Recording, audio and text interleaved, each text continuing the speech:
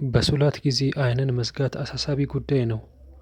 እንዲያውም ሰሃቦችም እንኳን ስለዚህ ተግባር ማስጠንቀቂያ ተሰጥቷቸው ነበር። ኢብኑል ቀይም ረሂመሁላህ አማኞች ሊርቁት እንደሚገባ አበክረው ተናግረዋል። ኢማም አሕመድ ረሂመሁላህ በጸሎት ጊዜ ዓይንን መዝጋት ከአይሁዶች ድርጊት እንደሆነና እነሱ ይጸልዩበት ከነበረው መንገድ ጋር እንደሚመሳሰል ገልጸዋል።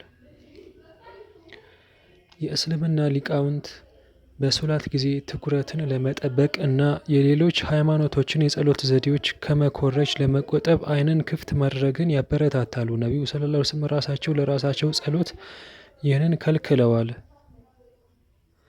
ስለዚህ እርሳቸውን አርአያነት በእውነት ለመከተል የሚሻ ማንኛውም ሰው ከአካባቢው በሚመጣ ከባድ ትኩረትን የሚሰርቅ ነገር ካልሆነ በስተቀር በሶላት ጊዜ ዓይናቸውን ከመዝጋት መቆጠብ ይኖርበታል። በጸሎት የምናደርገው ሌላው የተለመደ ስህተት ከስረቱል ሐረካህ በመባል የሚታወቀው ከልክ ያለፈ ጥንቃቄ የጎደለው እንቅስቃሴ ነው።